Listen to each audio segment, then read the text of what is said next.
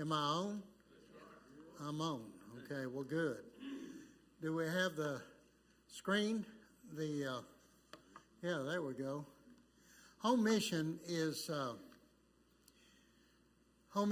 something that we've been on our hearts for a long time. We've done a lot of work overseas, and thank God that we have. The majority of the members of the Church of Christ are overseas. There's been some estimates as high as 100 million members of the Lord's Church overseas, especially in India, but in the United States, less than 2 million now. And so many churches have started closing, and so many churches are struggling. And if something isn't done pretty soon, we could lose up to 80% of our churches by the year 2050. Phil Sanders said that we've had 500 churches close in the last 4 years. COVID was a real problem. We lost about a third of our membership in COVID. They just never came back. And we made some bad decisions in COVID. A lot of churches did. I can tell you some horror stories, but I'm not here to tell you horror stories. I'm here to tell you some good news. Because you see, all this can be reversed and even turned around. What is a struggling church? And that's what we work with. The word struggling can refer to a number of different things for the church, from decrease in attendance, financial woes, infighting, loss of a preacher, or simply a dip in morale. For some churches, it is all of the above.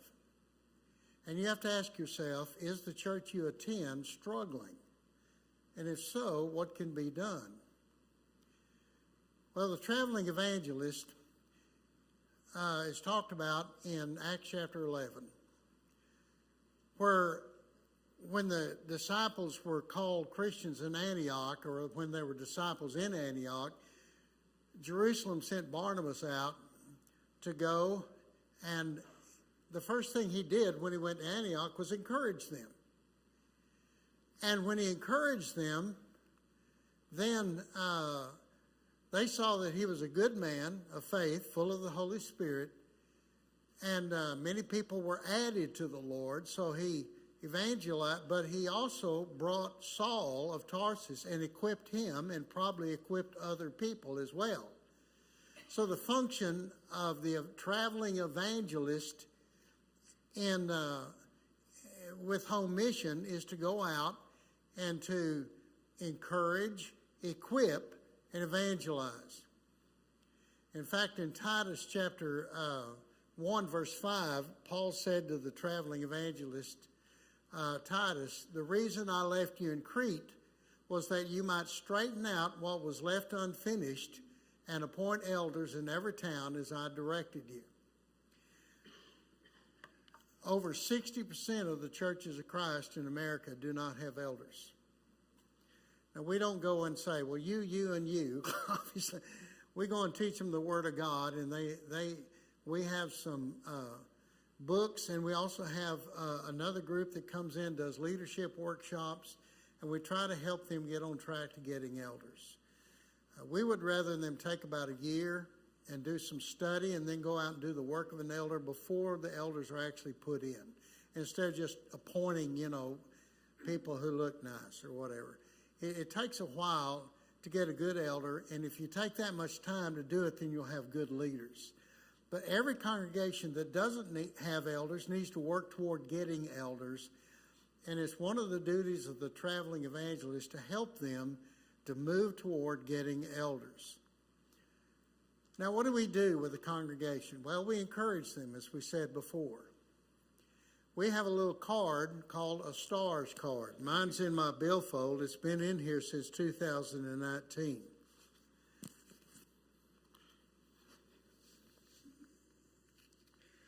And that's a picture of my wife that dropped on the floor. Don't tell her that. She had a rough day today. She was 5 hours in the dentist office today.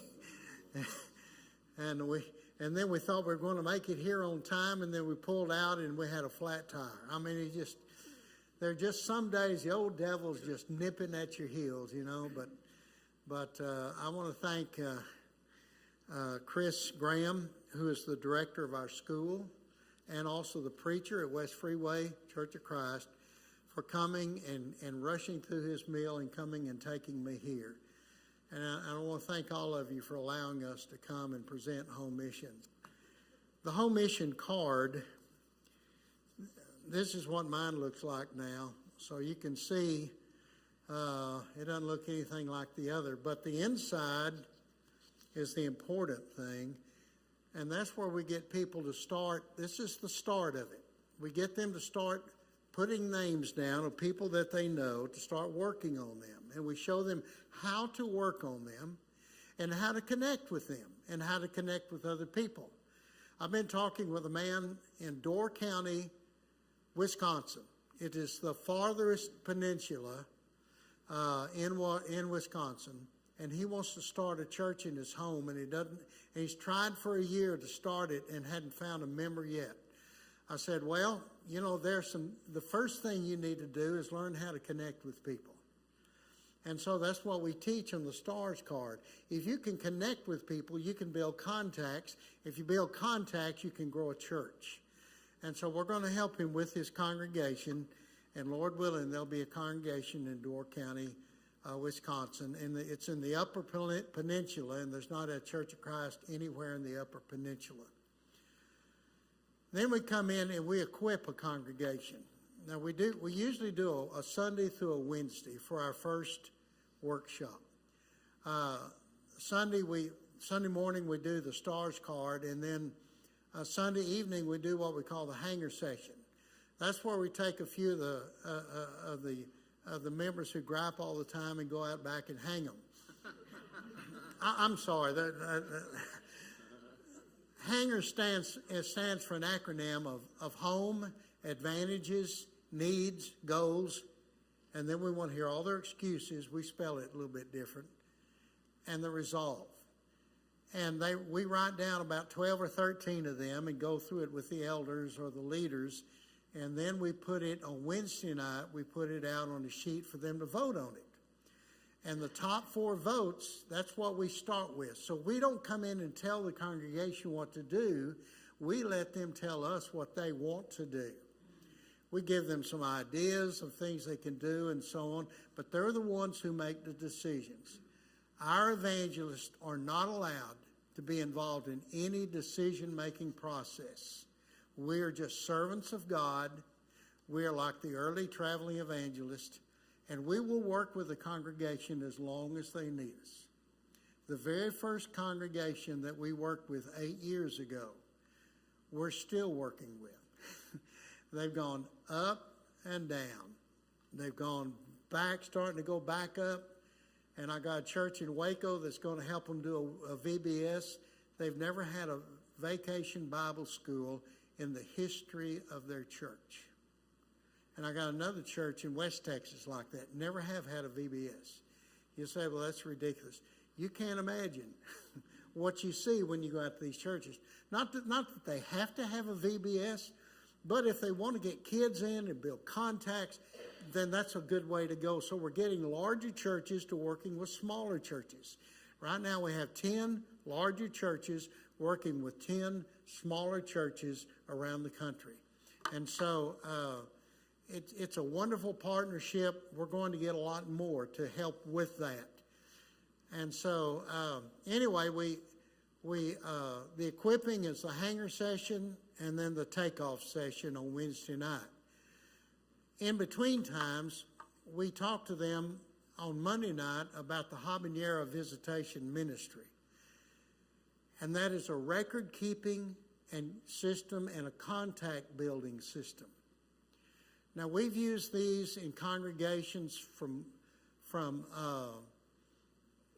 350 all the way down to 3 people.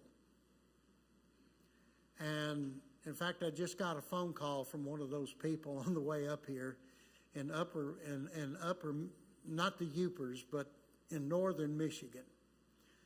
And we're going up there in May, working with them and trying to get them a preacher. One of the women, the one that called me, she has been studying with 19 people at the Senior Citizens Center for a year and a half. She had 2 of them that were close to being baptized. One of them moved and the other one died. She says, I give up. I said, no, don't give up. She says, I need a man and his family to come up here and help me with evangelism. And so we're going to work on that. That's in a 3-town area of about 40,000 people in the winter and 120,000 people in the summer. And so, and a lot of people from Texas are buying homes up there for the summer homes. So it's a beautiful area, right on Lake Michigan. Anyway, we teach them the habanero ministry, and we have a little kit that we show them how to make contacts, how to keep up with those contacts, what to do, how to work on that, and everybody can have a job that way and work together. If a church will work together on these things, a lot of things can be accomplished. We work with churches, a lot of churches, 10, 15, 20, 30, 40, and once they start doing these things on whatever scale they're able to do it, they start growing. We've been working with a church, one of our evangelists, we have 13 evangelists, thank God now, and one of them worked with a church in Deal City, Oklahoma. Have y'all ever heard of that town? Deal City, okay. Well, they were down to about 11 people, and all of them over the age of 150. No kids. Well, the evangelist went there, and he studied with one of the men that had been visiting, and he was baptized while he was there. And I think they've had 2 more baptisms since then, and they've started having some families come in and some kids come in, and now they're needing a curriculum, and we have access to that to send them. And so there's a lot of things that we have to do. We call it a holistic approach. In other words, we just fill in the gaps as they need it and as they request it. And we have a lot of different workshops. This is just the first one that I'm going through with you. Another source of materials is the Foundations for Disciples. We have the Teacher's Edition and the regular edition of 16 chapters, and we teach them how to study with new Christians. We recommend that the congregation go through it because there's a lot of really good stuff in there. And we've just upgraded the most recent version and translated it into Spanish. In fact, we have 2 of our pieces of material that are translated into Spanish, and all of them will be eventually as time goes on. We've taken hundreds of them down to the border, and Florida and Tennessee and other places that have Spanish ministries that need it for the first generation Hispanic people that don't understand English. Then we teach them to evangelize. We have a real easy Bible study method that's called The Rest of the Story. We call it a Bible study with training wheels. And it's real easy to use, and we've been having some members that are starting to use it and have results with it. One congregation in Iowa, the preacher uses it solely, and he's taught 2 of the women and 1 of the men to use it, and they've had like 40 baptisms in the last couple of years in a little old church of about 40. They were down to 15 when we started with them several years ago and had no preacher. And so God has really worked in that situation, and they're really on the verge of really growing. He said, the preacher told me, he said, if people would just quit moving to Texas and stay here, we could have a church. I said, well, send them back. I said, we got a thing going around on Facebook. It says, welcome to Texas. Now go home. Now we're going to have them from all over the United States and come and see the eclipse, as my grandfather called it. And then we also work with gospel sharing ministries, and they help, once the congregation builds up a couple of hundred contacts, they'll help a congregation go out and follow up on those contacts, set up Bible studies, knock doors if they need to. They would rather work with the contacts, excuse me, because they are better they are much better prospects. Y'all wouldn't happen to have a glass of water or something like that, would you? Thank you so much.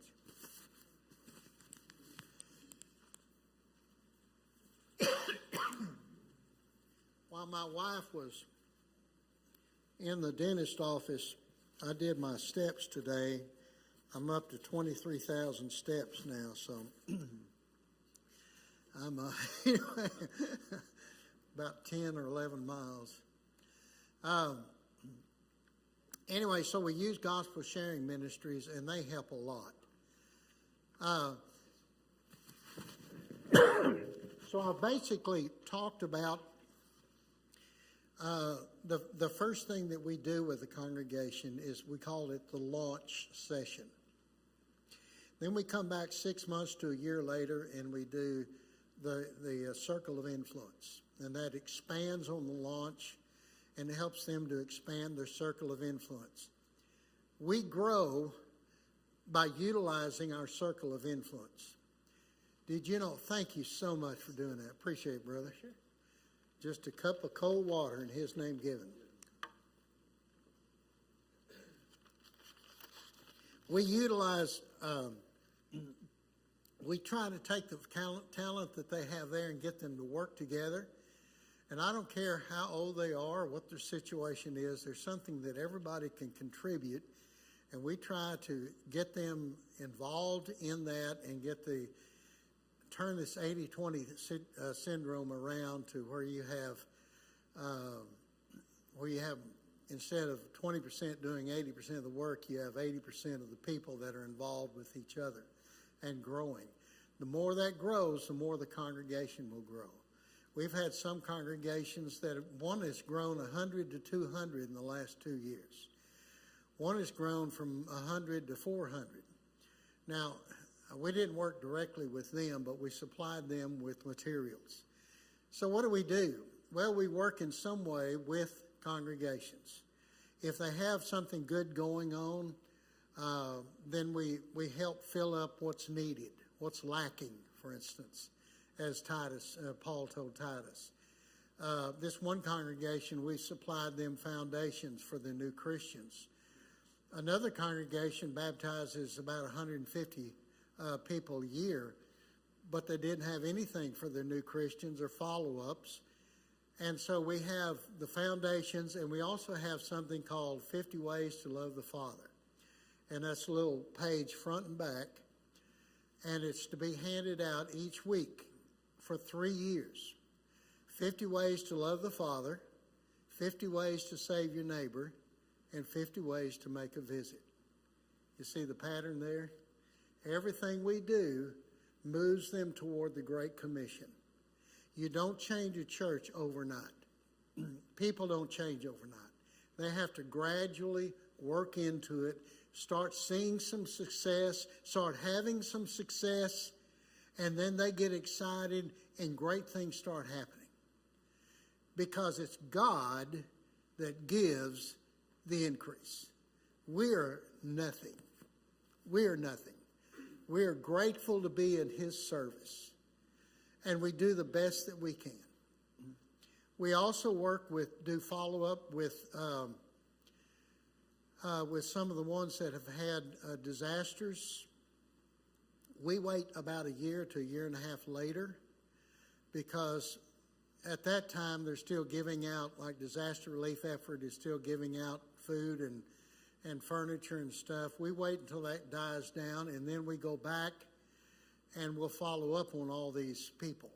And Gospel Sharing will help us do that. We did that in Waverly, Tennessee recently, and we're going to do it again this year sometime in the fall. And Waverly, their town just floated down the river, basically. And so they finally quit giving out things about 2.5 to 3 years later. I mean, it's a mess, but we're starting to get them back on track. And we've got a large church in Alabama that's helping them with VBS last year and this year, and that's bringing some of their kids and young adults back. So you see, you can see there's a lot of work, a lot of connecting that has to be done. and phone calls that have to be made. We got a church in this area that's been trying to build a building for a long time. They had to separate from their congregation that they were going to because of, well, doctrinal difficulties, and they've been meeting in a funeral home for several years and couldn't get it going. So finally we helped them get pews and a sound system, and then we were working on getting them help to build the thing, and we encouraged them to go forward with it, and they're working on their building. This is the second congregation that we've helped building a building, and we're working on a third one to build a fellowship hall that they really need. So that's not really our goal, to build buildings, but see, it's a holistic approach. There's an area of need. We'll do the best that we can. We can't support these people. We're not a missionary society. We're just workers. And we use the Word of God as our base. And the thing that we try to get people to do is go back to Acts chapter 2, because there's your formula for church growth. If you have fellowship every day with people, Bible study, and you're faithful taking the Lord's Supper on the first day of the week, and if you're faithful in prayer and in personal Bible study, then the Lord will be adding to the church daily such you should be saved. The closer we get to that model, the more effective we're going to be. And so we preach that model every time that we come back, whether it's 1 year or 2 years. Sometimes they're okay after a year. Sometimes they'll call us back 5 years later and say, we need you to come back and do it again. We kind of lost sight of things. People change. The preachers will leave. People will die. Other people will move in. Churches do not stay the same. You know this yourself. Churches do not stay the same forever. You look back 5 years, and how many members did you have compared to how many members do you have now? And how many of those have passed on to be with the Lord? How many of those who have left? And how many new people have moved in? So you see, there's always change in the church. And we have to help the congregations with those changes if they need us to do it. We had one church in Sioux Falls that called us back, 3 or 4 years ago. We'd been there 3 years in a row. And they said, you done your work? We're in great shape now. We don't need you anymore. That's what we want to hear from every one of them. We don't want to keep going all the time. And we've worked, God has blessed us that we worked in some way with over 600 churches in 47 states in the last 8 years. Now, some of those churches, evangelists that worked with them have passed on. We've lost several evangelists that have died. So we've lost people too. But we've gained more, and God has blessed us, and now we have 13 evangelists. And we just brought on a new one that's going to be working the Utah, Montana, Idaho, New Mexico area, Wyoming area. And then we just got a new one too to work the Washington, Oregon area. In fact, they're in 7 different states now, our 13 evangelists. So we are under the oversight of the West Freeway Church of Christ. And Chris Graham, who's a very good preacher, he is the preacher there at the West Freeway Church of Christ, and he is also the director of our evangelism training school.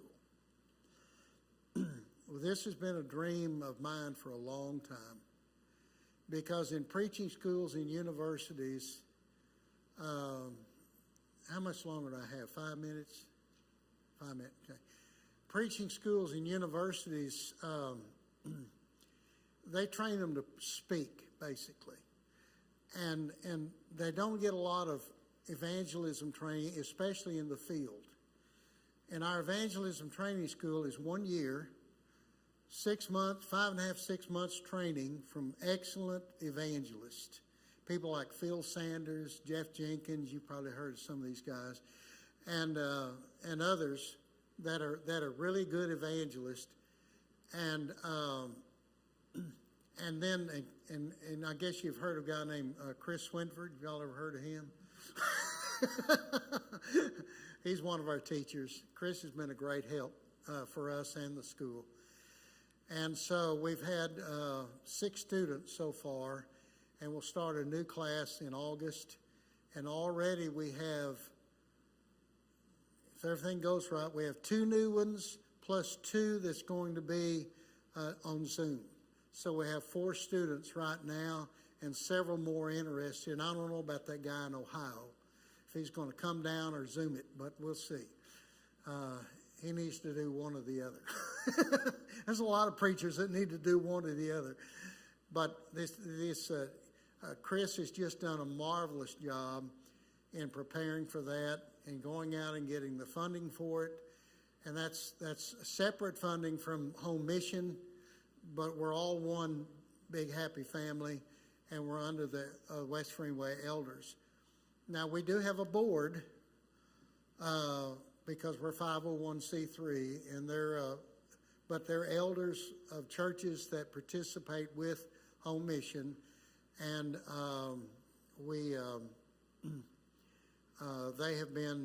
they make the financial and legal decisions.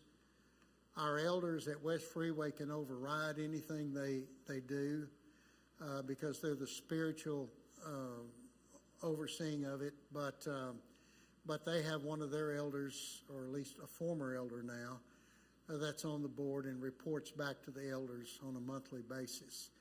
Plus, they get our newsletter. And that's something I forgot to bring in, is a sign-up sheet for our... Have I ever passed out a sign-up sheet here for the newsletter? I never have. If you'd like to get our newsletter, boy, it is full of information, and it tells what we do. And so, do y'all have a piece of paper and a clipboard and a pen? Can you get one? We can pass it out real quick. I appreciate that. Now, I brought some other material for y'all to look over. Is there any questions that you might have about Home Mission? How much do you charge congregations to help them out? There you go. Here's the financial figures of what we charge each congregation to help them. Nothing. We set it up this way because these small congregations cannot afford to spend $10,000 to have an expert come in. We don't claim to be experts because an X is a little insignificant mark and a spurt is a drip under pressure. We're just servants of God and tools of His. So we don't charge anything. Thank you for bringing that up. So the churches that support us, like y'all, help to provide that the expenses, and it's pretty expensive. We spend anywhere from $2,000 to $2,500 per visit, per workshop, per congregation. So it's pretty expensive. Some of our evangelists don't have to have any income, some do. And so we try to get all the ones, we're pretty cheap, so we try to get all the ones that don't have to have much income extra, and we use them. But we just pay their travel expenses, but some of them need a little bit. So anyway, that's how we function. And we also, we have a lot of different materials that have been written. If you could just put name and email on that and pass it around, then if y'all would like to sign up for the newsletter, why, my dear brother, he's carried the water for me tonight and everything else. I really do appreciate it. If y'all would like to get the newsletter each month, why, just sign up on that and we'll be sending it to you. We also do something called Elders Net. And it goes out to, y'all get it here? Mark, y'all get it? Y'all don't get the Elders Net? Well, remind me to call Karen tomorrow. We'll send you the most recent updated, just came out. It's written by elders for elders. So I can't write in it, and neither can Chris. Well, actually, Chris can because he was a former elder. But I can't. I've never been an elder, don't want to be an elder. I've seen what these people have to do, and I don't want any part of it. But I'm happy doing what I'm doing right now. I really want to encourage you. We do another thing that we do is we have workshops every year. This is our 6th year to have one. We're having it in Waxahachie this year. Next year it'll be at Faith Village in Wichita Falls, and we're going to move it around the state. It's called Revive Texas, and it's 56 how-to classes for men and women. It's going to be Wednesday through Saturday, April 24th through 27th. And we have some pretty good speakers. Kirk Brothers from Heritage, Tim Burrow from Sunset, Brian Davis, World Bible School, Keith Harris, Jeff Jenkins, the usual, Chris Swinford, the usual suspects, Darius Woods from Cloverdale. So, plus there'll be a special presentation for youth on Friday night from 6 to 8. And so if y'all could plan to bring all your youth down for that. AIM is going to be presenting what they do, Adventures in Missions. And we need to get more of our young people that don't know what to do with themselves when they graduate to go to the AIM, because that really, nourishes them, and they teach them, and then they go out into the mission field, either domestic or overseas. So I hope you'll bring some to come to that, and I hope that y'all will plan to come. And y'all have a bus or a van or something like that here? How many buses do you have? One bus. Well, fill it up and come every day. How far is Waxahachie from y'all? 25 miles. Sir? About 25 miles. Man, that's just a hop, skip, and a jump. And so I hope that y'all will plan to come. You'll get a ton out of it. Plus, we're giving away freebies. And we're going to have a new bookstore there this year from Ohio, Church of Christ Bookstore. And they've got brand new stuff for Bible school teachers. If you're teaching Bible school, you got to come to this thing, because it's amazing. He's loading up his truck and coming all the way from Ohio. And I said, there's going to be a ton of people come. Well, don't make me out to be a liar. Well, anyway, but we would love for you to come, please. And I think you'll enjoy it. Anyway, I want to close with the invitation. The gospel invitation is always offered because Jesus is the one who offers it. He said, "Come unto me, all ye that labor and are heavy laden, and I will give you rest." If you need to be baptized into Christ, or if you're a child of God that needs the prayers of the church, maybe you're going through a rough time right now, please come down. He's waiting for you in Christ. And if you would, let's stand and sing.